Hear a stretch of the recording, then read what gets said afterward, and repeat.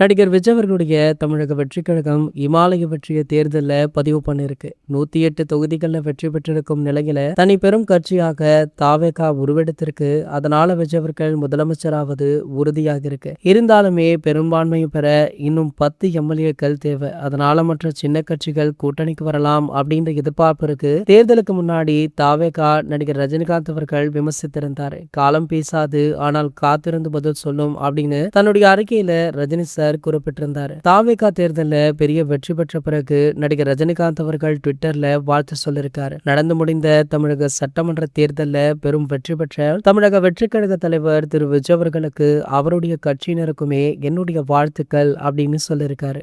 Super ஸ்டாருடைய வாழ்த்துக்கள் தற்போது நல்ல வரவேற்பை பெற்று வருது. மேலும் பாத்தீங்கன்னா தளபதி விஜய் அவர்கள் நாளை மறுநாள் முதல்வராக பதவியேற்க இருக்காரா. இதனை ஒரு மிகப்பெரிய விழாவாக பிளான் பண்ணிருக்காங்க. இந்த விழா பாத்தீங்கன்னா சென்னையில உள்ள நேரு உள்விளையாட்டு அரங்கில மிகவும் பிரம்மாண்டமாக நடைபெற உள்ளதா. தாவேகா கட்சியுடைய தொண்டர்கள், ரசிகர்கள் அப்படின்னு படை சூட தளபதி விஜய் அவர்கள் முதல்வராக பதவியேற்க இருக்காரு. இந்த விழாவிலுமே சூப்பர் ஸ்டார் ரஜினிகாந்த் அவர்கள் கலந்து கொள்ள உள்ளதாக சொல்லப்படுது. சூப்பர் ஸ்டார் மட்டுமல்ல, ஒரு சில முக்கிய சினிமா பிரபலங்களுமே கலந்து கொள்ள இருக்காங்களாம். இது போன்ற செய்திகளை பற்றி நீங்க உடனே தெரிஞ்சுக்க நம்மளுடைய சேனலை மறக்காம சப்ஸ்கிரைப் பண்ணிக்கோங்க.